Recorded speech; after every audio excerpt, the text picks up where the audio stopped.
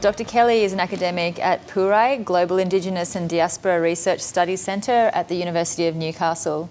He was born and raised in Armidale and is affiliated with the Thankti and the Gumbaynggirr people. For the past 30 years, he's dedicated his working career to Indigenous community enhancement at the regional, the state and the national levels. He's resolute in his belief that Aboriginal and Torres Strait Islander people have an inherent right to maintain, preserve and manage all aspects of their unique cultures. He believes that in order to do this effectively, we must commit to an ongoing process of engagement, communication and negotiation with all Australians for aspects of the future planning and development of our country.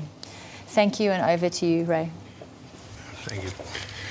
Ginagay ngudyawan, ngay ni Ray Kelly, Dangari Barria, Gumbaynggirr. My name is Ray Kelly, and I'm connected to the Gumbaynggirr and Dangati people, mid-north coast, New South Wales. Thank you for the opportunity to speak today. Before I do that, I want to thank Art for the welcome to country. I want to thank other elders who've made the time to be here today to make it an important, not only to make it an important occasion, but also for me a solemn one. I particularly want to thank Annie May, who's also an elder of mine from my country as well. I'd like to thank everybody else for being here today, and I particularly like to thank Professor D. Cros. And I'll leave it there once, and so if from here on, if it's Hilary, is that okay? That'd be great. Okay. Look, when I got the call, I said, okay, look, I'd be very interested in that.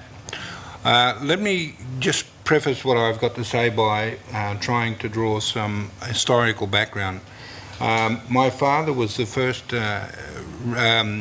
officer with first Aboriginal officer with the National Parks and Wildlife in New South Wales. So to some degrees, I've grown up with the movement around culture and heritage over that past. Oh my God, 74. So a long time I've been involved with this struggle for trying to make sense of country and people and belonging and processes around what's good for all, what's good for the people. So this struggle around policies and to read the paper as given today has been great. It's taken me for a little meander back through my childhood somewhat. I was I was a teenager at the inauguration or the welcoming him of Gough Whitlam. I thought a time of optimism and vision, and within those first 10 years, as you've clearly outlined, we had a boom period, we had a growth period. What I recall from my father in that period of time is this desire to have a standalone piece of legislation, and here we are in 2019, and we're still on the cusp of getting a piece of legislation about Aboriginal standalone legislation in New South Wales for Aboriginal and Aboriginal people. That could still be the case in the very near future. But what doesn't lessen is the desire by our elders to speak about country and to speak about this sense of belonging, as well as continually to talk about the past treatments of policies and the handing out of the policies by institutions and the likes.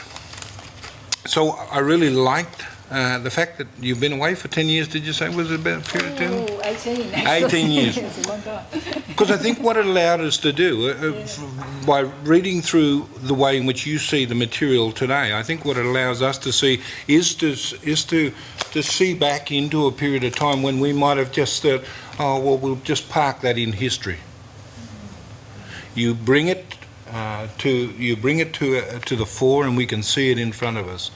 I think the real challenge as we move forward is to make the rest of Australia, to give the rest of Australia an insight and an understanding about the way in which we, who are old enough, can see that historical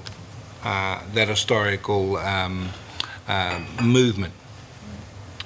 I really like the fact that you've set it out in a number of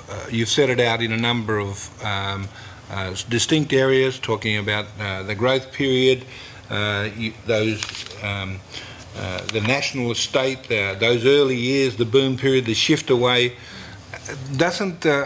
I have a thing for language, and the notion of the shift away doesn't sound real good to me. New instruments and restructuring, fragmentation and demotion. So here we are today, once again, probably on the cusp of something new, or certainly in a period of time when something new is required. I see a country struggling to make sense of its own national identity. I believe today, I think there's a great challenge from Indigenous people saying, we want something yet different, and we need it now.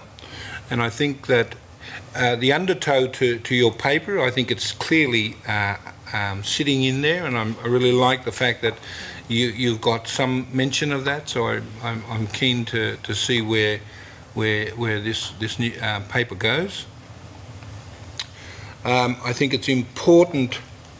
I think it's important in the national identity to have a sense of what it is to be an Australian under a sense of culture and heritage.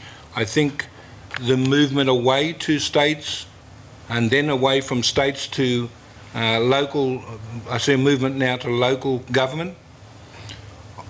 I have a great fear that we continually move away from each other. And you know, the 70s was a period when we as a country, I think, celebrated the possibility of a new identity.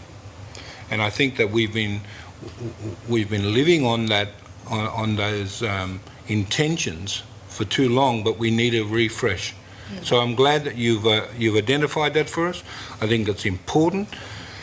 I really like the fact that you've said that we need to get some energy, and we need to get loud, and we need to get proud, and we need to get now. I just wanted to, I will finish up soon, but I will say this, the way in which you've laid out this paper, it allows, I think, me to walk back through time, and I would like to see how that is reflected on younger people today, how you might try that in an educational environment, or to see how those young people engage with that material. And I'm going to take us to the notion of the Chinese dragon, the tale of the dragon story. We have all of these different synergies and connections in our cultural makeup, and yet I think what's happened to us today is that we've moved further and further away from that general building togetherness. So I just wanted to say, I think the research is obviously clearly good. I like the language that's in it, and I think that you've given us, or you will provide for us, a place to have another conversation about what it is to have culture and heritage in this country, and then how do we either celebrate or protect it. I think that it can get to the point at times when we're arguing over, and I've seen this happen time and time in communities, where it's about culture and heritage on the one hand, and it's about expansion and opportunity on the other. And it's a struggle that I never see resolved. I generally see culture and heritage fall by the wayside for the here and now. And I think that that's a great tragedy. So I just wanted to say I think it's very nicely put together. It's got a shape for us to have those conversations, and you've set out a plan for us, or at least you've told us that that's what we should be doing, having a conversation and further conversation. I'd like to contribute in some ways if I could. Oh, please do. Thank you. Thank you very much.